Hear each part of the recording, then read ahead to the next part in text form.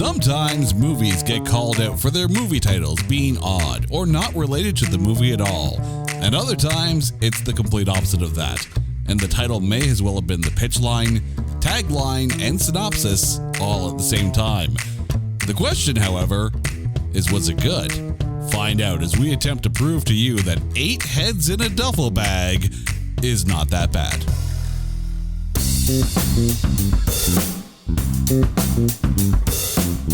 Welcome, one and all, to It's Not That Bad, the podcast that looks for A grades in B movies. And this is one of those situations where we kind of pick the movie based on the title alone. Although that being said, we have to put a disclaimer out there. This is one of those situations where we pulled a name out of a bag, we pulled Joe Pesci, and this is what we got. And here to go down Joe Pesci Road with me is my lovely wife, Carrie. Carrie, how are you doing today? I am doing awesome. Far better than the 8 headless gentlemen, but we'll get there. That kind of feels like it should be part of like the 12 Days of Christmas. Ooh, wait a minute. Actually, 8 decapitated heads. Mathematically speaking, it was actually 12. 12 heads, but not all of them were in the duffel bag. So technically speaking, there were only a maximum of 8 heads in the duffel bag at the time, although there were many more heads involved in we got a lot to talk about in this one here. 12 heads, 2 payphones, 3 and a partridge in a pear tree. What would you call those? Like class school photos? Although there was a lot of class photos that were destroyed. Yeah, there's so much to talk about with this one. And it's kind of one of those movies where it's like you kind of know what you're getting into with the title. It's kind of like, Snakes on a Plane before Snakes on a Plane with Snakes on a Plane. Because there were snakes and they were on a plane with Samuel L. Jackson. Which I love the story apparently that they thought about changing the title, and Samuel L. Jackson's like, you ain't changing that title if you want me in the movie. I don't know if Joe Pesci went down that road with 8 heads in a duffel bag, but here we are. But before we go down this road, it is time to take this Joe Pesci comedy and trailerize it. Imagine what would happen if the showrunners of Dr. G Medical Examiner, Airport Security, Meet the Parents, and The Sopranos got together and created a Frankenfilm made up of unused episode plots. Don't get ahead of yourself, because 8 heads in a duffel bag may be that monster. Watch as Joe Pesci stars as Tommy Spinelli, a good fella with an accent that could tell a good Bronx tale in a casino. He's the mob's version of FedEx, in that he constantly loses the package, has horrible customer service, and does not guarantee on-time delivery. Don't try to wrap your head around the plot too much, as you might lose yourself in the process. It's 8 heads in a duffel bag. Rated R for Return to Sender.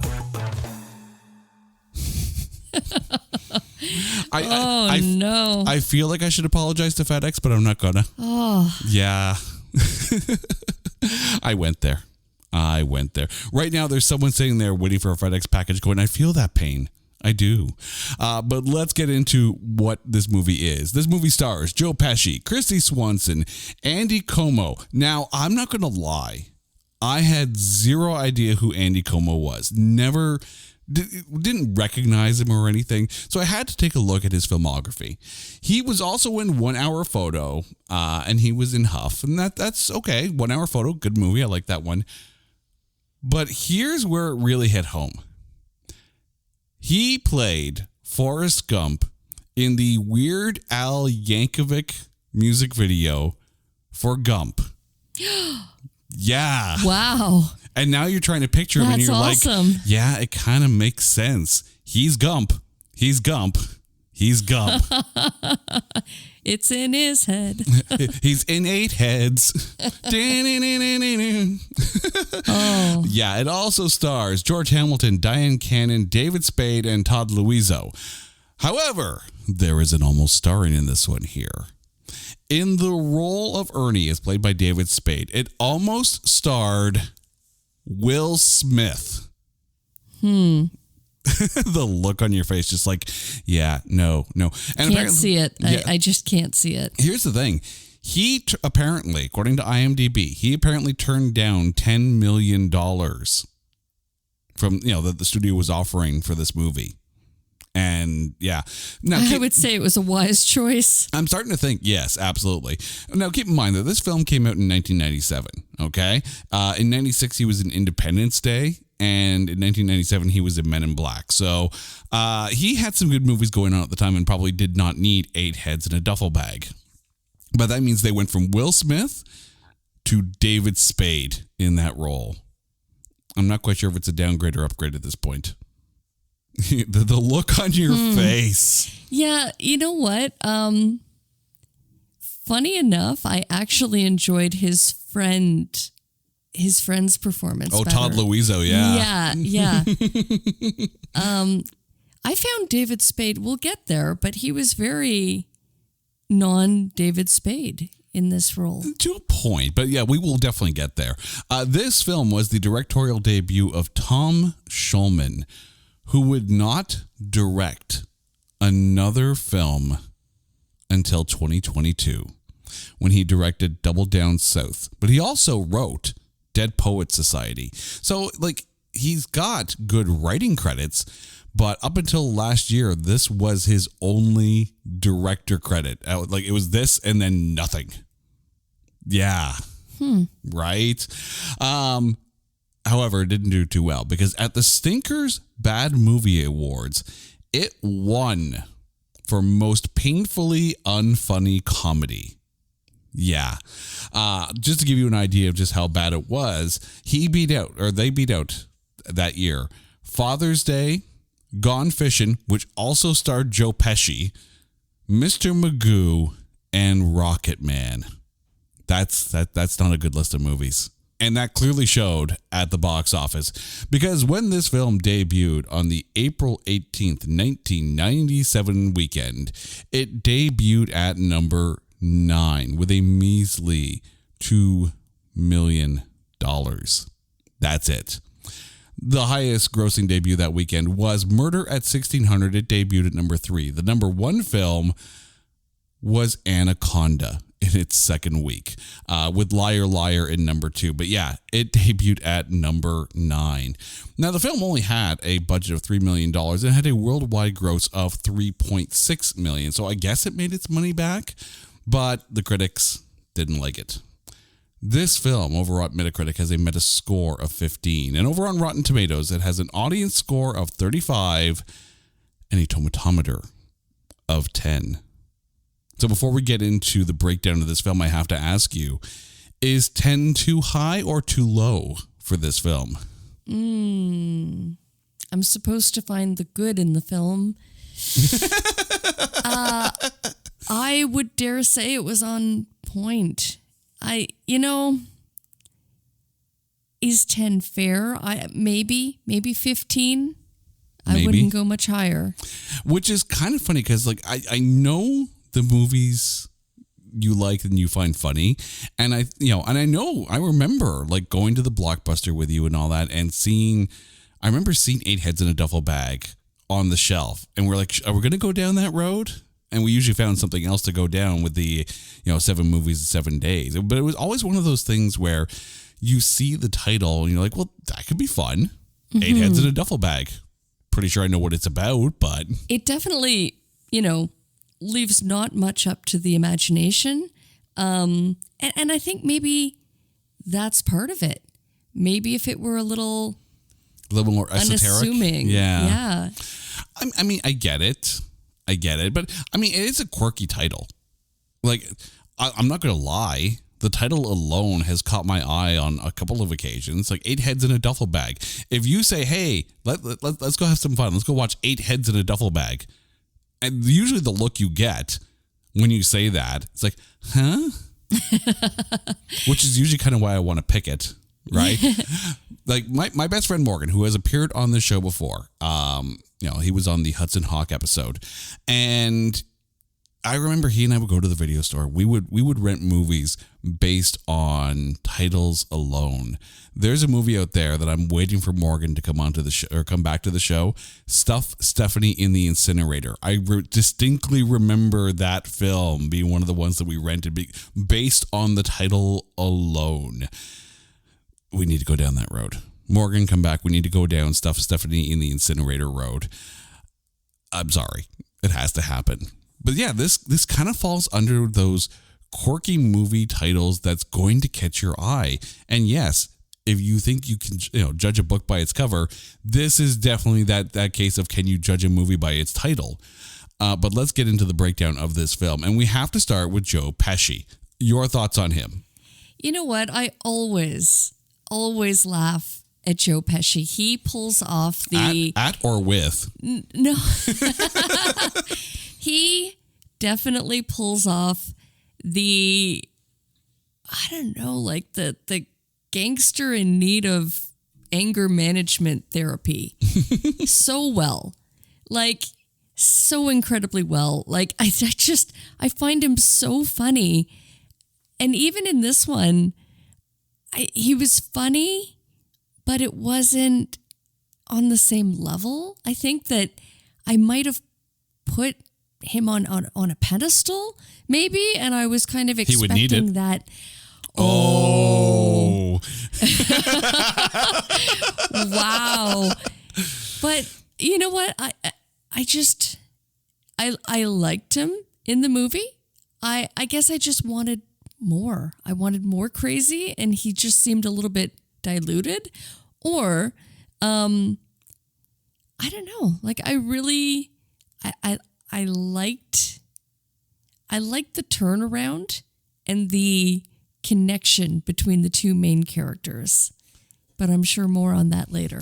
I have to put this out there because at least early on in the film, you have almost concurrently running storylines in that, okay, first of all, spoilers. So if you were waiting for a rainy day to watch 8 Heads in a Duffel Bag, go outside. The rain is better. But honestly, we are going to spoil this movie for you. So if you really want to go watch 8 Heads in a Duffel Bag, go watch it, then come back and listen to us. But if you're sitting there going, I really don't want to watch this movie, but I want to hear what you guys thought, well then, okay, here we go. This film has like basically 2 parallel storylines, at least for the first half, right?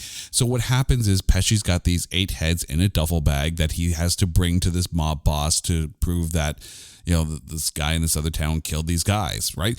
It's a mafia story. Why he didn't just drive, I have zero idea. But at the airport, the bags get switched up because, of course, he's got the exact same bag as the guy he's sitting beside. So then, like, the 8 heads are with this one guy who's meeting his girlfriend's parents. Meanwhile, he's realizing that he's lost the heads. He's got to find them. Do you feel like it spent too much time on the Charlie side of things and not enough time on the Joe Pesci side of things? Yeah, I don't know, because I think there was a lot to unpack with, like, the boyfriend who's kind of, like, first of all, I did not buy that they were a couple at all. The girlfriend did not seem into him whatsoever. And not only that, but I mean, she was disappointed outwardly that he was even there, that he kind of invited himself along on this. Okay, it was a misunderstanding on Charlie's part. Okay, so the whole thing is that he was supposed to go out to the West Coast to go spend time with his girlfriend, and then the parents kind of intervened and hijacked it and said, okay, well, we're going to bring you, the daughter, Lori, on vacation with the family. And so she's like, well, no, we're going to Mexico instead. Charlie thought he was invited. So, of course, he hops in a plane. He's ready to go to Mexico to meet the parents. And Lori's like, yeah, no, you really did not read the room correctly. And yeah, like Charlie trying, the idea of Charlie with Christy Swanson, I just don't know. It did not work at all. Like, she just did not seem into him. She actually seemed to hate him. I'm like, are they even a couple, or like, did they recently break up? And or maybe she was going to break up with him on the trip that, Oh, maybe like this might have been the turkey dump. You come home for the holidays for Thanksgiving, and then all of a sudden, boom, you get dumped. That's the turkey dump. I wonder if this was supposed to be It has a name? You've never heard this? Oh my God. You've never heard of the turkey dump? Clearly no. Like someone's away for college and they come back at Thanksgiving, and it's like we need to talk. Wait, we were dating in college? Yeah, but I clearly never got the turkey dump. I don't think so. I'm still here. I came back and put a ring on that ish. You got the turkey upgrade. Also, the turkey ring would be a phenomenal movie title. Ooh. Right? Make it so. Make it so. It'd be better than he heads in a duffel bag. But the thing with Pesci, getting back to him right now, is that this role feels literally tailor-made for him. Right? Right down to the fact that it's cribbing lines from Goodfellas near the end. And it's like, it's a fun little gag. Right? And the thing is, Pesci, we know Pesci can be funny. He is. He's really good. He's good at doing a mafia role. He's good at being funny, right? Lethal Weapon 3, Home Alone? Like, come on. Okay, can I just point out, though, that when he was torturing the two med students, it was very much akin to, like, Home Alone, as opposed to, I did not take him seriously at all as a hardened gangster that cut 8 gentlemen's heads off of their bodies. Yeah, but the thing is, because he wasn't the one that cut them, though. He's literally the delivery guy.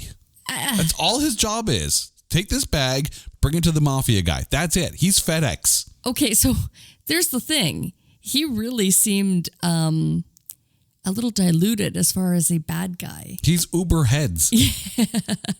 Although the torture scenes were fun. Oh, yeah. But they certainly, I didn't take him seriously as a baddie.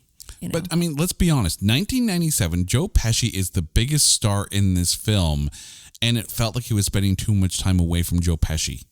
Like, that's not good. It's not. Right? You have someone who is, like, this is only 2 years after Casino.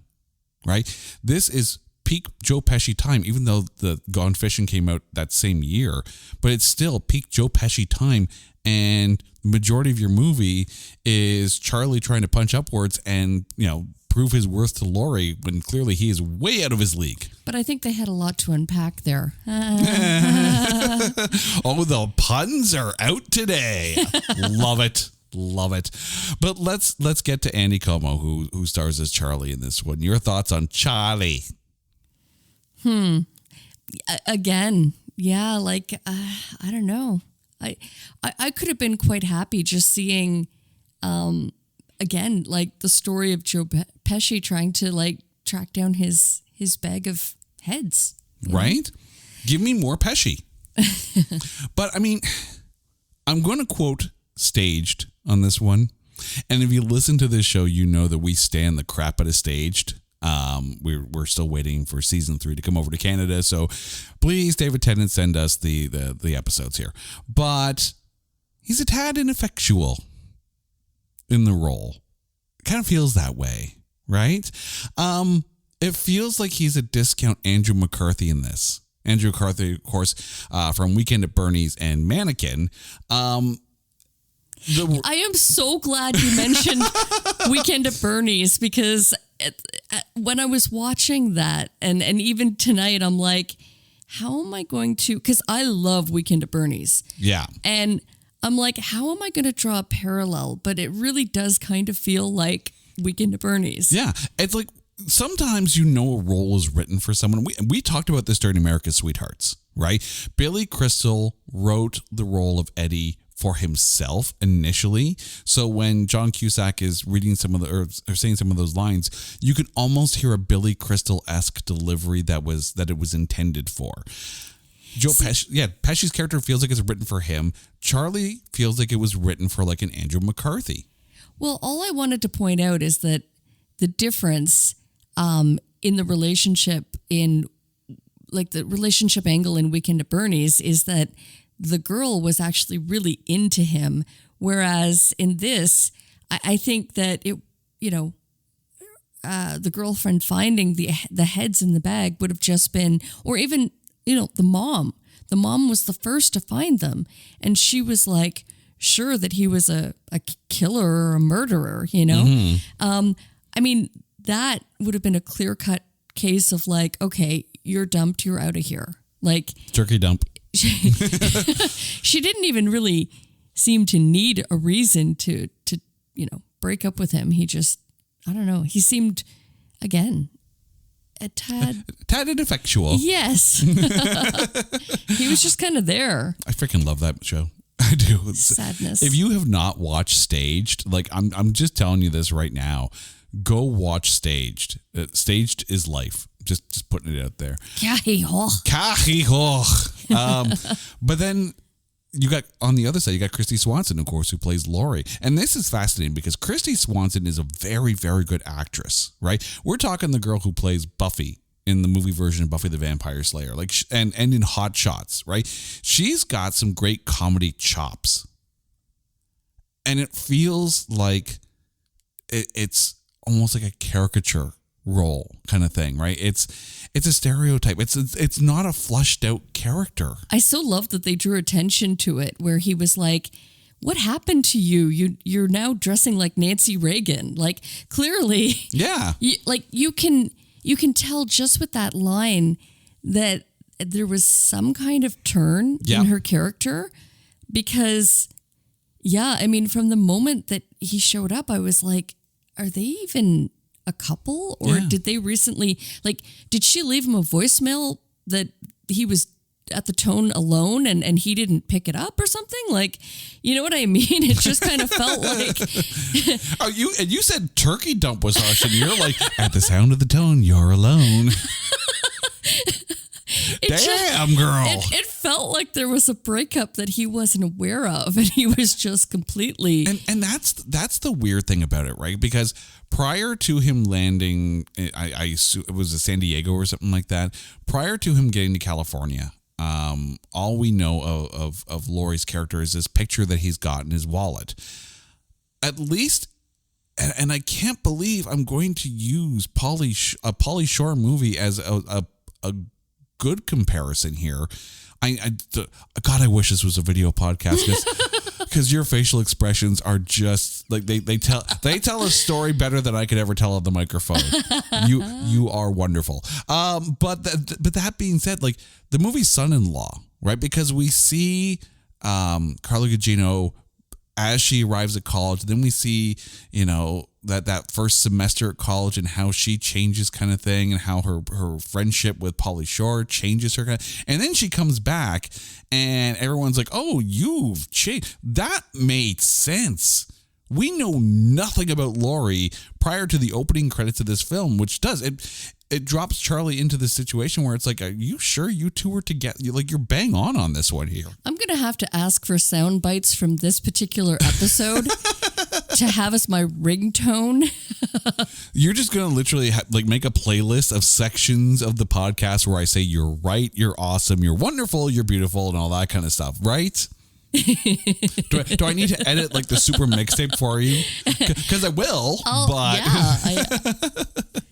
You would think that I was paying him per word or something. Well, see, that's what happens when you do the turkey ring and not the turkey dump, right? Let's move on, though, to George Hamilton and Diane Cannon, who, of course, played Laurie's parents. Very, very different parents. The dad is very, very strict, very, almost like, super CEO business kind of guy, and Diane Cannon is the mom. It's a bit more. Now, hang on there. I found the dad was a bit aloof almost, as opposed to like I'm thinking like a Meet the Parents, or even arguably Father of the Bride, right? he wasn't that like scary, meet the father. Like he was trying. He was trying his best. Clearly he had to take care of the mom who had a bit of a problem. Drinking problem. Yeah. Bit of a problem with the bottle, maybe some pills. But I mean, he was trying, right? Like he was trying to be welcoming and accepting of Charlie, and he didn't seem at all like kind of over. He had a short leash though. Like, I don't think he liked Charlie to begin with, but he tried, but he didn't try very well. And the interesting thing is that you could see, because they show it, the relationship between Laurie's dad and his own mother, and how, like, the dad's mom, like basically Laurie's grandmother. Oh, I loved her. Oh, she was great, right? Oh, she was perfect. But I mean, she kind of disapproved, like basically really looked down on George Hamilton's father, and it's like, and then you can almost see the parallel of how he's almost feeling towards Charlie. I wish they explored that storyline a bit more. Right? Like, he is the way he is because his mother treats him kind of the same way that he treats Charlie. I wish that was explored more. And the thing with Diane Cannon is the mom, like, very crazy, very fun, very, very out there. You could see a lot of the characters of the role she played in Caddyshack 2. Of course, we've done an episode on Caddyshack 2 on this show already. There's a lot of parallels there until, of course, she gets into the booze and the pills, and then she's just crazy and screaming it all over the place. Okay, no, it took, being close up with a few heads, random head in a bag. Yeah, let's not get ahead of ourselves. That threw her over, definitely back to the bottle. But I mean, it's interesting though, because with the parents the way they are, did you buy them as Laurie's parents? Oh, I don't know. I had a hard time believing that this is a family unit. Like, I was just like, I don't know. They don't seem like a couple, and the mom and dad are just, I don't know. Like, everybody just seemed so completely different and misplaced that I was just like, I don't buy this as a family unit at all. I think if they went the son-in-law route and we saw a little bit more of how Laurie was at college with Charlie and then how she was with her parents, it would make more sense that her mom is a bit more, not down to earth, but a little bit, just more chill, just a bit more light and fun. And then the dad, of course, being a little bit more strict. It would make sense. But because we don't know Laurie at all, except for here's a picture, but that's just me. But let's get back to the college, though. David Spade has Ernie. And it's funny. You said it was a very not David Spade role. Why? Well, okay. In hindsight, it just took him... It took him being tortured. They literally, Pesci had to like torture the Spade out of Spade. Like he started out like very serious, and then you were kind of getting the wisecracks. And even in the even after the whole scene in the morgue or whatever, in the cryo facility, where they found the 4 backup heads, the stand-ins, if you will. It was almost kind of like that was the turning point for his colleague. The thing is, I see a parallel between his character, especially when he starts helping Pesci, right? Because before, to me, it's a little bit David Spade. Right. But it's when he's like, all right, let's cut this head off. And that's when it kind of feels more like his Coneheads character, where he's following his boss around. And it's like, I'll just take care of that. And, very much like prepping him up, but still kind of ass kissing at the same time. Ernie kind of locksteps in with Pesci in this one. And I like the parallel. I can't believe I'm saying this. This would be a worse movie if Will Smith took that role. Yes. Absolutely. I agree with that. Because then it would be a Will Smith movie as opposed to, especially, let's be honest, Will Smith, 1997. He is arguably the biggest star at the time. Just ask Ben Affleck in Jersey Girl. Yeah, because that would have been around that time. I wouldn't have hated, though, having David Spade and Will Smith and see how Will Smith would have played up the character. Oh, you wanted Will Smith as Steve? Yeah. No. Yeah. No. Yeah. And I think the problem, too, is that if Will Smith was Ernie, he would have Will Smith all over it. And Ernie would have been too cool. Or swap them. I just don't see Will Smith in that role. I think Will Smith was smart to turn it down. It would just be too much. I think David Spade surprisingly was restrained enough to make the character work well in the situation and not overshadow Pesci and not be too goofy. See, yet I was disappointed by that. I wanted to see more. But I don't know. That's an interesting, because I'm sitting there going, I think David Spade was the perfect amount of David Spade in like a very pulled back kind of role. You're like, oh no, bring me more Spade, which I don't think anyone's ever said that, but I rest my case. But then you got Todd Luizzo, who played Steve, and you wanted the crazy. Steve brought the crazy, but how was Todd Luizzo for you? Oh, he was so great. I think, what was it, the last scene where he's running around with the head airport with the head. Oh my God. He was the small little Mexican airport with the head. Clearly he definitely had some Stockholm syndrome going, because he was just so funny. And at first I was like, yeah, I don't know. These guys are just like really meh. And then he really came into his own after the morgue scene. There's one thing I wish they did, and I think it would have helped the transition of Steve a little bit better, because at least his turn to just absolutely losing it was, gradual enough. Like there's a whole lot of prolonged trauma for Steve that you could understand why he kind of loses his mind near the end. But I just wish they added a little bit more of when he's off camera and sawing off the heads, it was just like, oh, what am I doing? What am I doing? And it would have been a little bit more.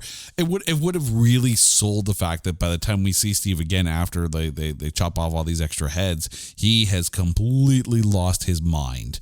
Just because in watching him like that, it reminded me of, and I apologize because I cannot remember either the actor's name or the character name, but in Airplane, there's the one guy in the air traffic controller who's doing all these really, really bad puns. And it's like, and so is shaking. And it's like, yeah, you annoy me because you're so over the top. And it's counter to what everyone else is doing around him. Steve was almost like that, but it was pulled back enough that it was funny. The whole riffing off on the Goodfellas line in the car and Pesci's reaction to it, that's brilliant. There are decent moments in this. And by the way, you do not run around an airport with holding a decapitated head and shaking it at people.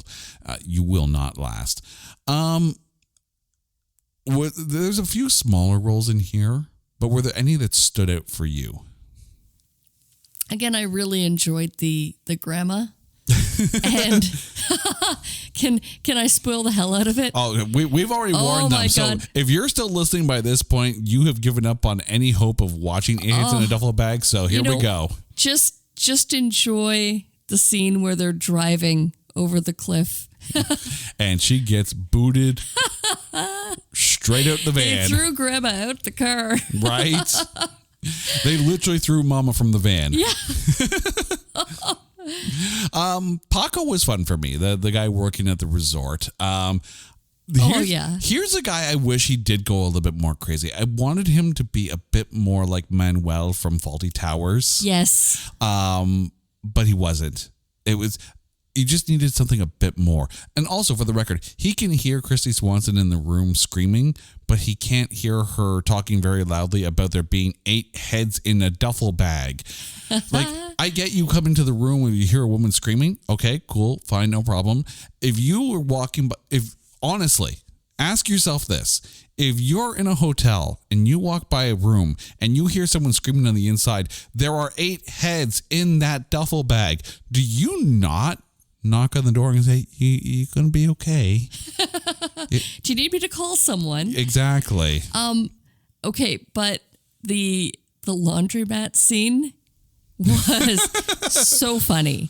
Oh yeah, with that. Okay, so there's like the maid, the blind maid with a decapitated head tumbling around in the laundry machine. Just and she's standing guard outside because she keeps hearing the door open.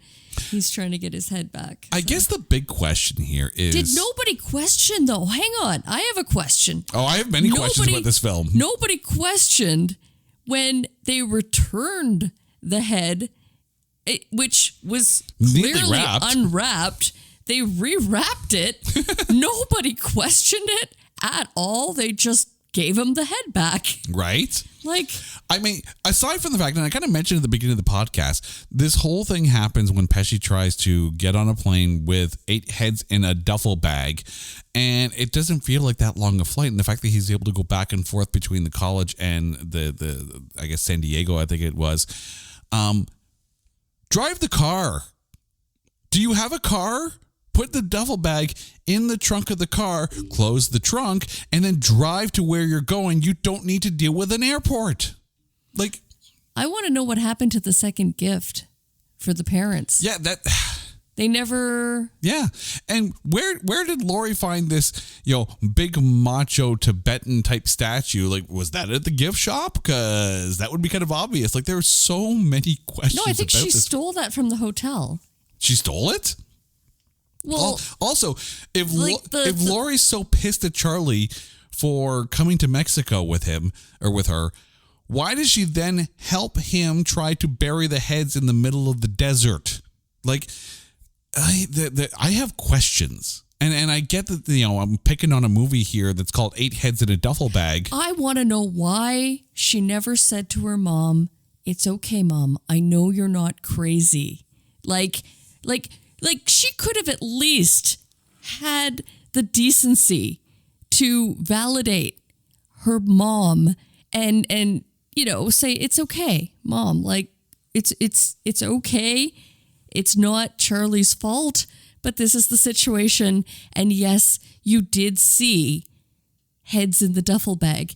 And no, you can lay off of the tequila, Mom. Like, seriously. All those little hotel bottles kind of thing. Save your mom from a possible, overdose or mixing alcohol and whatever prescription drugs she was taking.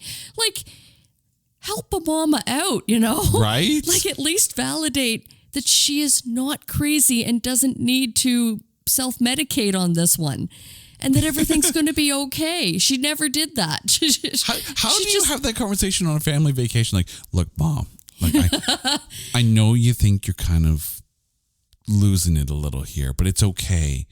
My boyfriend does actually have 8 decapitated mafia-looking heads in a duffel bag. But it's okay because he didn't put them there. Exactly, but they're not his. They're not his. I think that would necessitate even more Valium at that point. Like, I mean, but let's get back to the movie. Before we get, just point out all of the plot holes here. And we're talking about a movie that was directed by the guy who wrote Dead Poets Society, which is, a cinematic classic here. So I don't know what happened here. But I mean, there were times when we were watching this movie that you were guffawing. Quite usually when it's the grandma getting kicked out of the van, but there were good, funny moments in here. So what went wrong for this film, do you think? The more I talk about it, the more I actually like it. However, for me, it's always, I like a good, silly, fun movie, and anything with any sort of over the top, ridiculous violence, like the scene where Pesci is he has the two college students just hanging by their feet. Yep. Like the level of ridiculous torture was funny. Yeah. I find that funny. And this is why I love her. Okay. Like Pesci, oh my God, the scene where he's on the payphone and the woman is like clearly waiting to use the phone. The other phone that he has just like mangled He's out of was service. out of order. So it's the only payphone left. And then at the end of his call, he just pulls the receiver cord right out of the phone. So now we're down 2 phones. Yeah. I love that kind of like ridiculous, I don't know, So angry humor. So let me flip it around then. How do you make this film better? Fix the plot holes. Like, again, they could have spent way more time on the family dynamic, on, again, the relationship that they had previous to when she changed, because you were right. You were absolutely right. Oh, I'm going to get that and put that as my ringtone. Yeah. But go on. Tell me why I was right. It was kind of like there were things missing that could have made it better, but there was a lot of good in this movie. I absolutely loved how they orchestrated the getting the 8 heads in a duffel bag through the airport in the final scene. Yeah. I absolutely thought that was hilarious.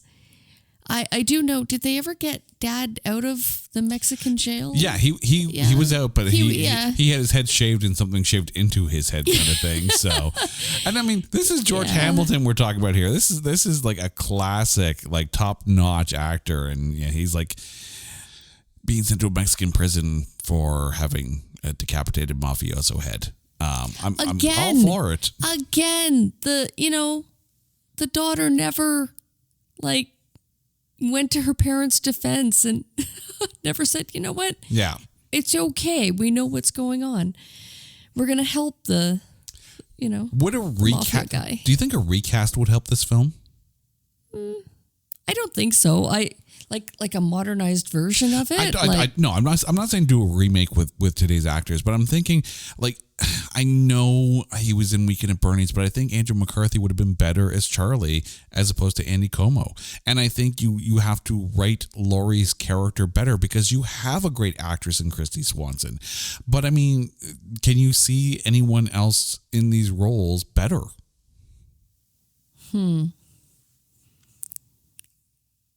It's a good question, but again, you know what? I think it was fine for what it is. It really wasn't that bad. No, it's not a 10% film. And we're talking a movie called 8 Heads in a Duffel Bag. So it's not like you don't know what you're getting into right off the bat. There are 8 heads in that duffel bag. And there are some good funny moments and bits in it, but I don't know. For some reason.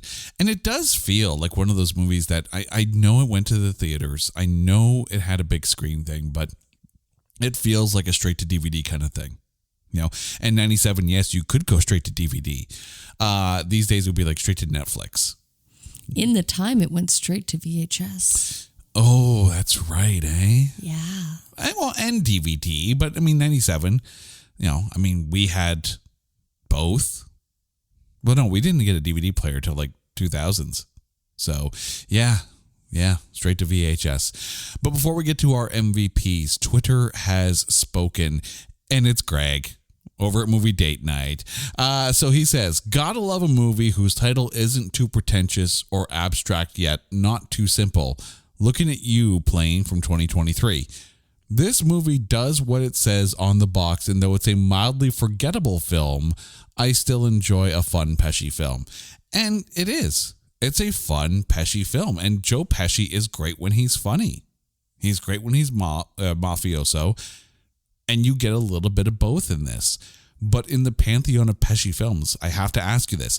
Where does this rank in the pantheon of Pesci films for you? And that's the problem, is that it's fairly low. Like, I mean, I absolutely loved him in Home Alone. Right. Like that's pinnacle. Yeah. But I mean, even in Goodfellas? Yeah, he was in Goodfellas. Like even that's where that line. Exactly. You talking to me? Are you talking to me? Am I funny? Am I a clown? Am I here to amuse you? Exactly. So, I mean, to me, I consider that the two ends of the spectrum for like a Pesci film. Yeah. Either he's like a really scary as bad guy, or he's like the caricature of a bad guy, but just really funny. Yeah. This was kind of in between. This reminded me of his character from Lethal Weapon 3. And if you're having trouble remembering, I got a couple words for you here.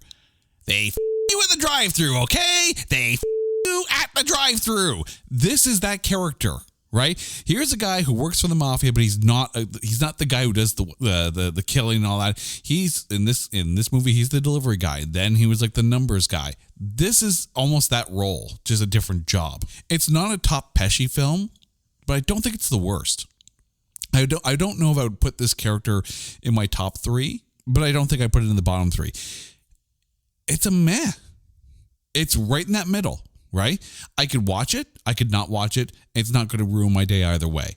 But we've stalled long enough. It's time. So, Carrie, who is your MVP of 8 Heads in a Duffel Bag? I'm going to go with Mom. Oh, Diane Cannon? Yeah. Really? Yeah, I think she played it so well. She was so sweet and welcoming of Charlie. Mm-hmm. She definitely, I think, as much as you said that the father had the iron fist, I think she wore the pants in the marriage. She definitely had a way of being in control of what they do as a couple. While not being in control of herself. Right, exactly. and then she played it so well, like just the crazy? Oh, yeah, she definitely played the crazy well, but you know what? I think her reaction was quite on point to, I'm sorry, if I, stumble across now, first of all, I don't think she had any right in opening Charlie's bag. Mm-hmm. And what was she trying to hide? There was anyway? a gift. There was a gift there somewhere. Something. Gift. Yeah. It looked like a ring box. I'm like, I know. Is this that was one of those things that was never gotten back to. Right? They never addressed the presence in this. But I mean, I'm sorry. After you find 8 decapitated heads, all individually wrapped, mind you, mm-hmm. except this one, the bag had come loose, and that's how she knew what was in it. Anyway, I digress. I think that in and of itself is justification for going a little bit off the rails, and I think she played it well. And so, bravo, she made the movie enjoyable. I will say, if you liked her in this, I highly recommend going to watch Caddyshack 2. That film is a ton of fun, and she's great in it. But she's not my MVP. Who is? My MVP, even though I would not put this in the pantheon of his best films, is Joe Pesci. Like, this film felt like it was written to play upon Pesci's strengths, both as someone who can, realistically feel like they're in the mafia, or at least working with the mafia, and and very easily be funny, right? I just wish there was more Pesci in it, and it leaned more on his character.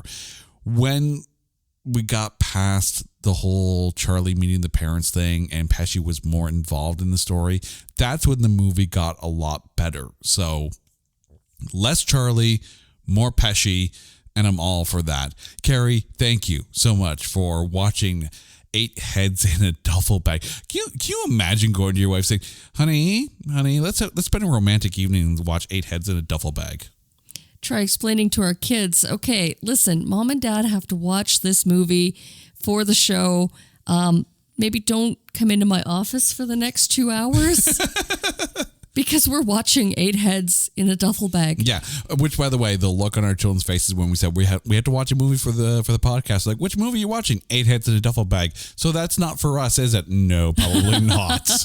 Probably not. Although, that being said, there's really nothing aside from the coarse language.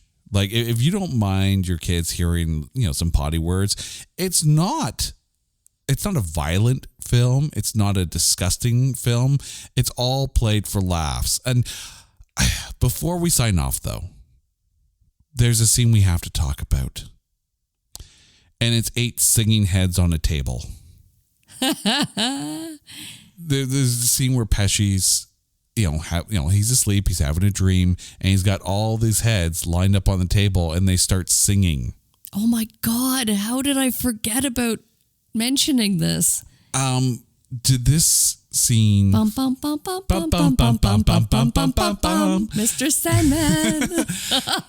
Did this scene fit for you? Oh, I can't believe I forgot to mention this. It wasn't just a fever dream, it was real. It was so out of left field, but you know what? Even at that, at the moment when we were watching it, I was like, what is this? Like, what is happening? Did I drink one of those little bottles of tequila? I forgot about it. No, it was funny. It was definitely funny. It was misplaced though. Yeah. Like, it was out of place, but it was funny. It feels to me, and we talked a little bit about this during Fanboys, and I know the movie doesn't qualify, but if we ever did Beavis and Butthead Do America, this would probably be one of those things as well, where you have the scene where someone, does peyote in the desert and has some weird fever dream kind of thing. And it just feels, and The Rundown is another perfect example of, let's get high on whatever's in the jungle and have a weird freak out scene. They just feel so out of place. And I recognize that this is a dream sequence kind of thing, but it felt unnecessary. Hold on though. I think if it happened to the mom, then it would have made more sense. Maybe not. But I mean, the thing is, it by that time we stopped focusing on the parents, and it was more on Pesci. It felt like a gag for gag's sake. But again, that's just me. Was. Yeah, it totally was, right? But I mean, it's definitely out of the blue, right? Like all of a sudden, like there's 8 decapitated heads singing on a table. But you have to watch the movie to witness it for yourself, and let us know what you thought of the film, that scene and the whole film in general, if you are going to go down that road. By the way, you can watch this film on Tubi, so by all means, if you don't mind commercials, go ahead, watch 8 Heads in a Duffel Bag. It's not a 10% film. I don't think it's a 10% film. It's not a 35% film, but it's not a 10% film. I'd say somewhere in the 20s, maybe 25 maximum, depends on your sense of humor and how much you like Joe Pesci, but it's not a 10%. It is not that bad. But Carrie, thank you for watching 8 Heads in a Duffel Bag with me. And thank you, Jay, for actually converting me, because I started out thinking, yeah, this is a really pretty bad movie, but I actually, in hindsight now, after having this conversation, really can say it's not that bad. It's not that bad. Could it be better? Yes. But then again, every movie could be. I don't even care if you have a 100% critic score on Rotten Tomatoes. Movies can always be just a little bit better. But thank you for going down this road. And to you, our listeners, you guys know the drill. If there is a movie that you think is unfairly maligned, or you think is just so bad that we can't find anything good to say about it, hit us up on Twitter at NotThatBadCast, or follow and like us on Facebook at facebook.com/NotThatBadCast. Let us know the movie and we will watch it. We will dissect it and we will find the good things to say, because we are looking for those A grades in B movies. Until next time, she's Carrie, I'm Jay, you're awesome, this is It's Not That Bad. Take care.